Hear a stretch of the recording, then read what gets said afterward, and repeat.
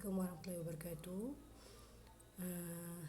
Alhamdulillahirrahmanirrahim. Wassalatu wassalamu ala asyrafil anbiya'i wal mursalin wa ala alihi washabihi ajmain. Saya doakan pelajar-pelajar tingkatan 3 hari ini sihat dan terus bersemangat untuk belajar dan mengejar kejayaan. Okay, insya-Allah hari ini kita masuk bahagian akhlak wa tasawuf.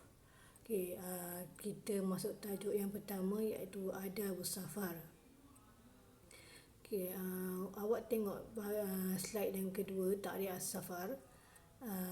Safar lughatan qatul musafat. Okay, qat'unya memotong satu musafat perjalanan. Dari segi istilah pula, qatul musafat binati safar. Maksudnya potongan perjalanan dengan niat kita bermusafir. Okay. Apa maksud safar sebenarnya? Okay, safar adalah satu macam awak suka berjalan kan. Macam kita semua memang suka berjalan. Saya sendiri pun memang suka travel. Okay. Maksudnya satu perjalanan yang menambahkan pengetahuan kita, yang menambahkan pengalaman kita, yang menambahkan ilmu kita. Satu perjalanan lah, contohlah awak duduk dekat Selangor, awak nak balik Melaka, awak nak balik rumah, awak nak balik kampung atuk nenek awak dekat Melaka. Jadi daripada Selangor ke Melaka tu pun dah dikira satu musafir lah. Sebab dia kalau dalam solat pun dia boleh memendekkan solat daripada 4 rakaat jadi 2 rakaat kan. Okay, yang jadi jamak takdim, jamak takhir tu semua. Okay. Itu dia tajuk musafir sekarang. Itu dia dimasukkan dengan musafir. Okey, kita tengok ke bawah, kita tengok salah satu dalil yang saya gunakan. Okey, kalau ikutkan dalil dia ada banyaklah. Satu dalil nakli dan satu daripada Quran dan satu daripada hadis. Okey, kalau daripada Quran, awak akan Allahu Muhammad. Ada satu dalil tu mengatakan famshu fi manakibiha. Maksudnya kita famshu fi manakibiha. Maksudnya kita bermusafir, berjalan di muka bumi. Macam tu. Okey, saya ambil daripada hadis kat sini. Okey, ta'yinu al-amir fi safar idza kana salasa fa aksar. Maksudnya penjelasan tentang perintah bermusafir dalam musafir apabila dia 3 hari atau lebih. Macam tu. Maksudnya musafir ni boleh sehari, 2 hari, 3 hari atau lebih. Kita bergantung pada niat kita lah, bergantung pada tujuan kita sebenarnya. Okey. Hadis ni berbunyi an Abi Sa'id Al-Khudri radhiyallahu anhu anna Rasulullah SAW qala idza kharaja salasa fi safar falyu'miru ahaduhum.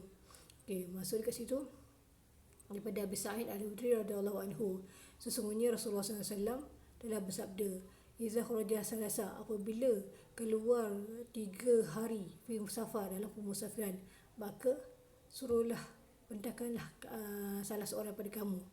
Maksudnya kat sini bila kita nak bermusafir, kita ada niat yang baik kan. Nanti saya akan terangkan yang kat bawah tu apa dia niat kita sepatutnya, apa dia adab kita. Dia ada tujuan dia bila kita bermusafir, bukan tujuan untuk main-main. Okey. Seterusnya, adab muslim inda safar. Adab kita sebagai orang Islam ketika bermusafir.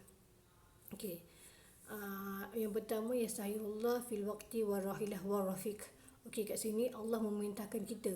Allah meminta kita untuk memilih waktu yang sesuai untuk kita bermusafir, melakukan rihlah tersebut.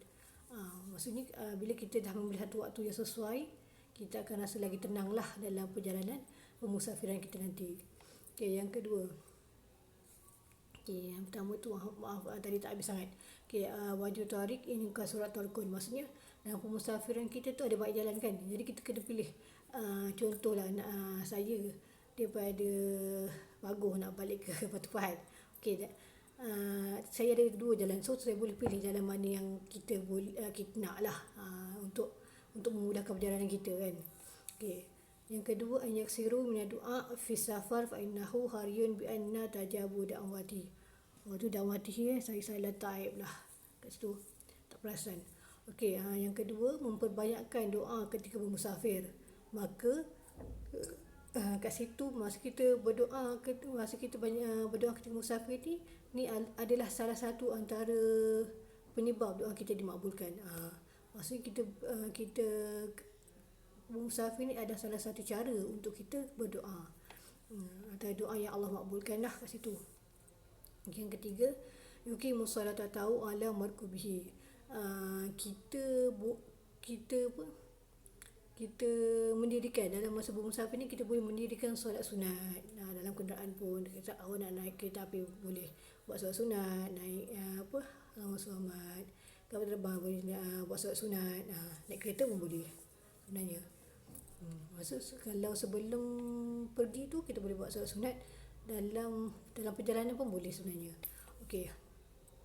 Yang keempat, ayat ta'jala fil audah wala yatilul maqsun fi safar li ghairi hajah.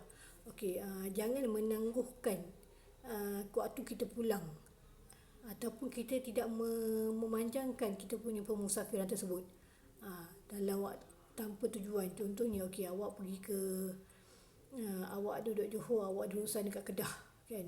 Okey, masa tu awak pergi, lepas tu awak dah berurusan kat situ, so balik. Jangan kita nak 2-3 hari duduk sana tanpa apa-apa sebab. Jadi tak eloklah kat situ. Okey, sebenarnya adab Muslim ketika bermusafir ni banyak, tapi saya ambil 4 je kat sini. Okey, antaranya lagi adalah sebelum kita, contohlah biasanya ni kita gunakan masa kita nak pergi umrah ke haji. Kita minta tolong saudara mara, kawan-kawan tolong doakan kita masa tu. Inilah yang ni dalam buku lah saya ambil, tapi yang ni ringkasan dia. Ataupun contoh, kita disunatkan bermusafir pada siang hari Khamis, pagi hari Khamis tu. Itu disunatkan bermusafir. Sebenarnya Rasulullah macam tu. Tapi saya tak ambil sampai habis, saya cuma ambil 4 bahagian saja adab Muslim ketika bermusafir. Okey, seterusnya fawaidus safar. Okey, kita dah sampai yang bahagian terakhir dalam dalam bahagian adab bermusafir ni. Okey, apa faedah kita bermusafir? Okey, yang pertama, tahsilul adab. Dia ada 4, saya ambil 3 kat sini. Dia ada 4 kat sini, saya ambil 3 saja. Okey, yang pertama tahsilul adab. Kita bermusafir ni, kita menghasilkan adab sebenarnya. Kita bermusafir ni, kita tengok adab. Contoh, awak berjalan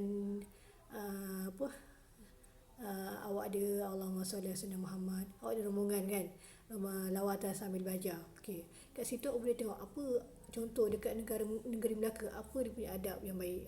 Kita ingat adab yang baik je lah, tak payahlah yang adab yang kurang baik tu kita tolak tepi. Okey, kita boleh tengok, boleh mencontohi adab negara, akhlak negeri Melaka tersebut. Okey, awak pergi Johor, apa awak dapat? Awak pergi Selangor, apa awak dapat? Kita ambil adab yang baik tu, adab yang kurang baik tu kita tolak tepi. Okey, yang kedua, tolak boleh munafik.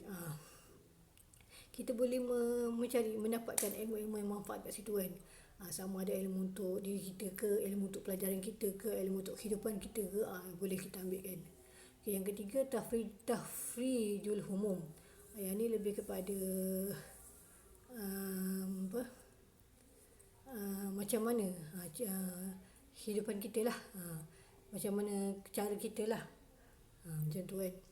Jadi kita bergantunglah pada diri kita macam mana.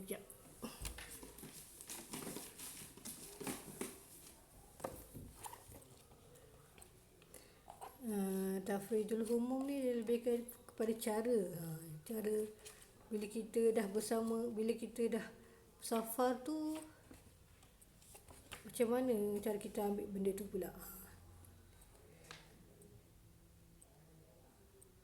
Kita dah musafir tu, apa yang kita rasa? Kita rasa benda yang menenangkan jiwa kita ke? Kita rasa macam apa, kita rasa macam awak akan duduk asrama kan. So awak selalu cakap dengan cikgu, Ustazah bolehlah nak keluar sekejap je, nak pergi outing sekejap je. So awak keluar tu sekejap daripada asrama tu pun awak rasa tenang sangat. Jadi kat situ lah macam kita menenangkan hati. Orang kata apa, PKP kan. Okay, masa PKP nak berkurung dalam rumah. Okay, bila dapat keluar sekejap tu rasa tenang sangat, aman sangat. Awak rasa macam damai. Macam tu lah lebih kurang masuk tafrijul umum. Okay, salah satu lagi daripada faedah bermusafir ni adalah sahabatul kiramun nas. Okay, dalam kita bermusafir ni, ni sebenarnya benda ni penting sampai saya terlupa nak ambil. Okay, masa kita bermusafir ni, masa ni lah kita memilih, boleh boleh memilih, boleh mendapatkan kawan-kawan yang baik sebenarnya. Kita bercampur dengan orang, okey, oh orang ni sebenarnya baik. Kita ataupun kita bermusafir dengan kawan kita, kita dapat tahu, kita dapat kenal mana kawan yang berada dengan kita time senang dan susah. Macam itulah lebih kurang. Okey, apa-apa soalan boleh tanya. Itu saja.